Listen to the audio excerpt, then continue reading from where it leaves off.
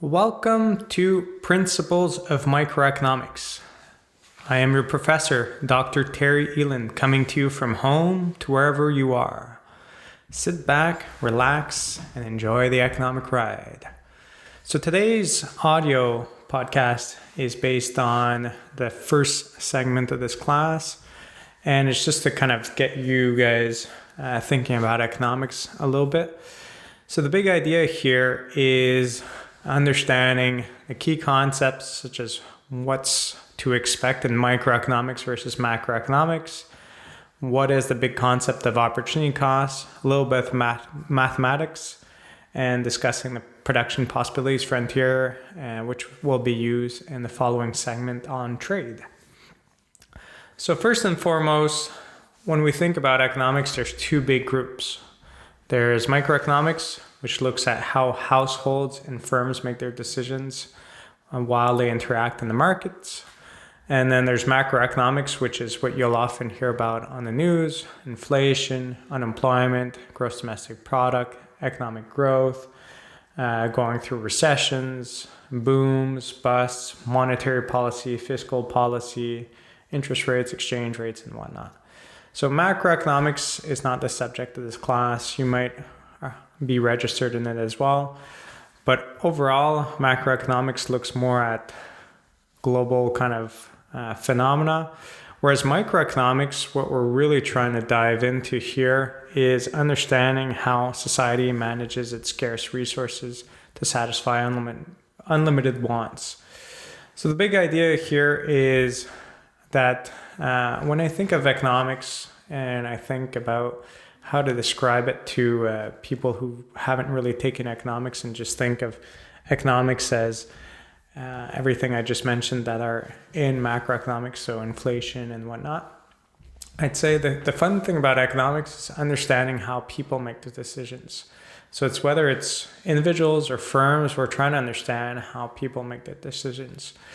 So my research used to be on climate change treaties, and I was trying to find different ways where we could implement international trade policies, cap and trade systems, or border tax adjustments, and what implications that would have on global greenhouse gas emissions. So you're trying to see how a certain government policy can have an impact on firms and individuals across the world. But it could stretch itself out to many other subjects as well. So for the people who know me, I've been involved quite a lot in skiing and snowboarding throughout my life, being a snowboard instructor trainer and a ski guide, heli ski guide. I really love to go out skiing, especially in big mountains in the backcountry where there is an avalanche risk. And my new research revolves around trying to understand how people take bad decisions in the backcountry. So trying to see what creates them to take on more risk than they should, and what kind of influences they have. What is their decision process going through? And you could think, well, that's part of it psychology, and I'd agree that psychology and economics are heavily linked. Economics adds the kind of spectrum of how the influence of money can influence people's behavior. And even if it's not money related, if I think of my avalanche research, it's based on cost benefit analysis. So I'm trying to see for a certain benefit of going out skiing. So there's a certain amount of snow, there's a certain slope, you're there on vacation. Well, what are the costs involved? And I could easily dive into that more into the future, but it's, if you're interested in that kind of research, email me or read what I've written, and it's available online. Or take my behavioral economics class, which I actually dive into that a little bit more. But here, it's just the idea of trying to evaluate how people take their actions and how they make their choices.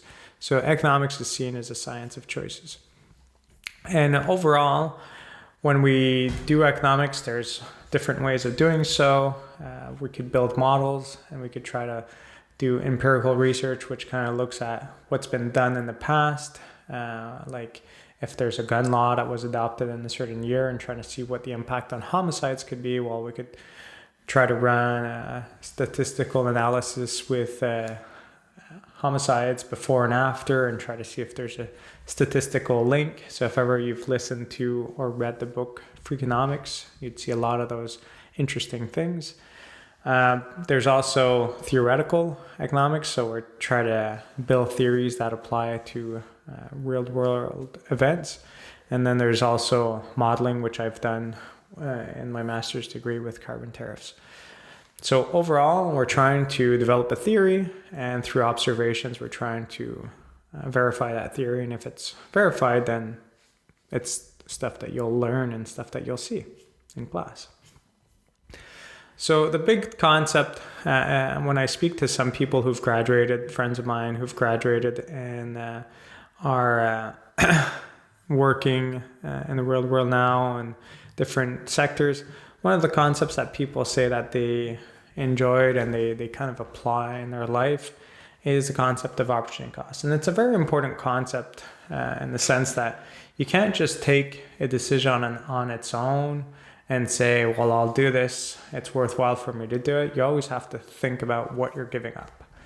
So let's say for myself, I decided to build my house myself. Well, during the time that I was building it, I was giving up other things I could do.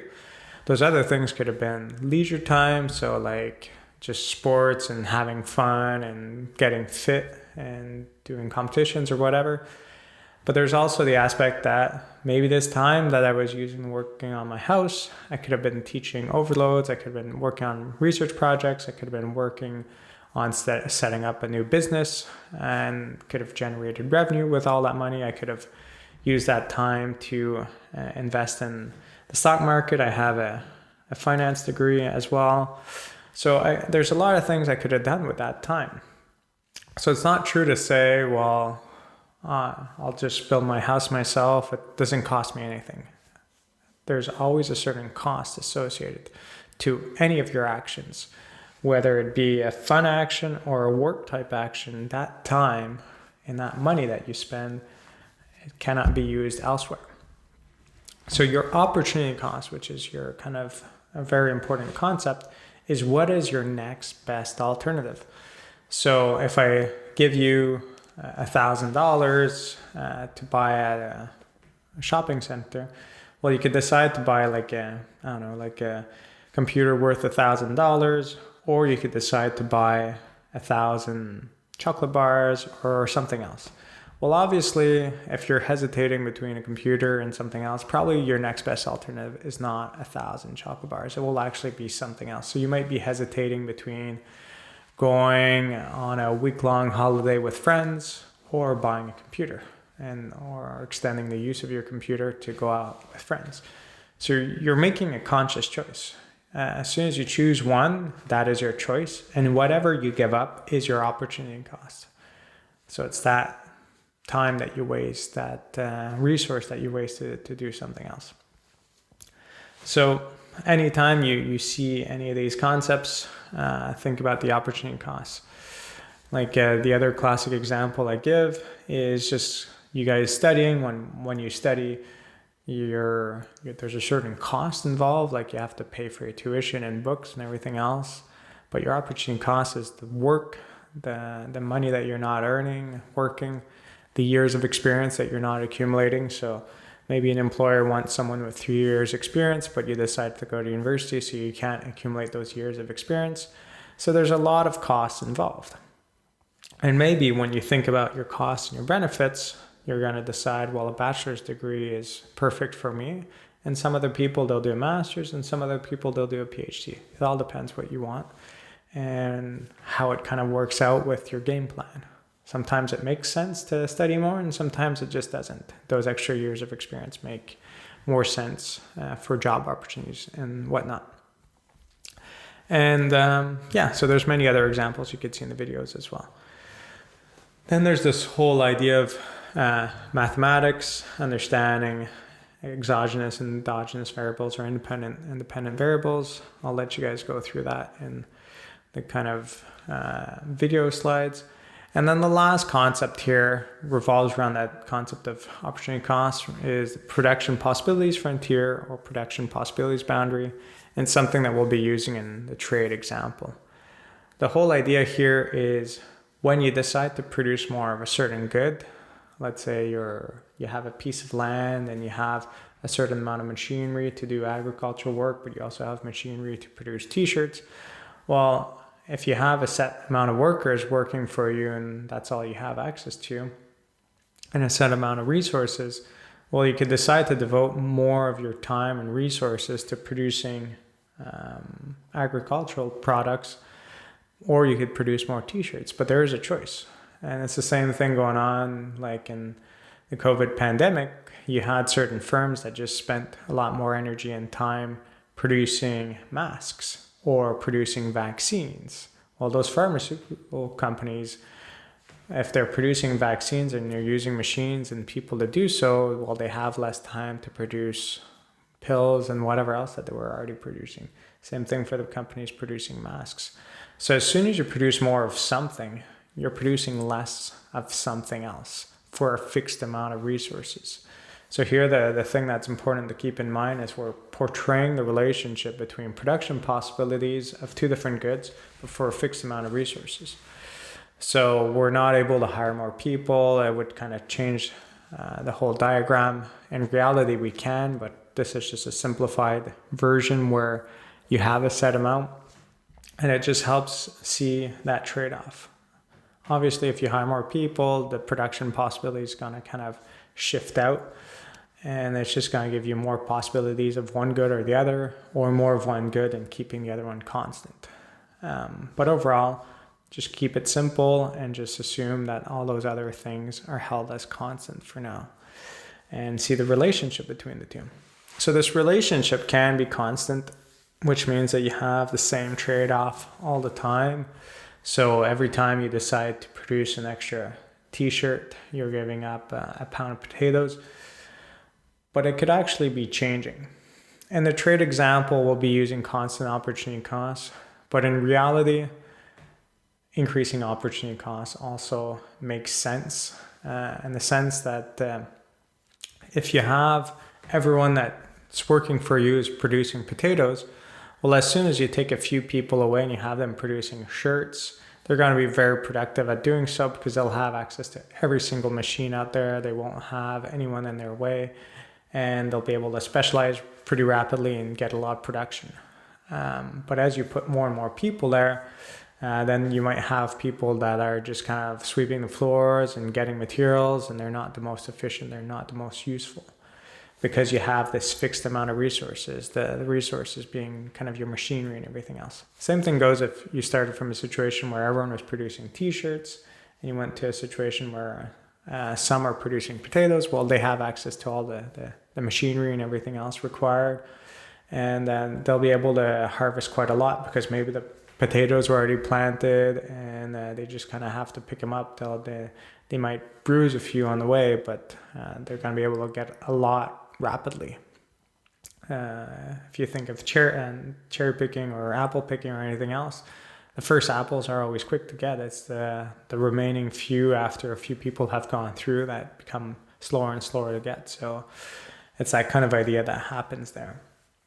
But all in all, what you have to remember is when you have a production possibilities boundary, whether it's constant opportunity costs or increasing opportunity costs, everything along the boundary is feasible and efficient in the sense that you can't produce more of one without producing less of the other. Whereas something that would be within that boundary would not be seen as efficient, because in that situation, you would be producing a quantity of both goods, which would not be optimal in the sense that you could easily produce more of one of the two goods or a bit more of both and still do so with the same amount of resources. So something's going on that's wrong there. And then anything to the right or beyond the production possibilities frontier or boundary is something that's currently infeasible. Infeasible in the sense that with the current resources that you have, you just can't produce that production bundle. But we'll see what trade that those things that seem infeasible may become feasible once you introduce specialization and trade, and then your consumption possibilities is actually beyond your production possibilities in that case. All in all, this is a short chapter that kind of introduces a bunch of different concepts. I wouldn't say it's the chapter that gets the most evaluated on like midterms and finals, but it's the baseline. And it's just kind of easing in. As soon as you move to chapter 2 and beyond, you'll see that all of those chapters have a clearer focus, some clear points that you really have to remember, some clear problems that get expanded and become bigger. So just keep that in mind. This is just easing into it, and I'll catch you guys next time.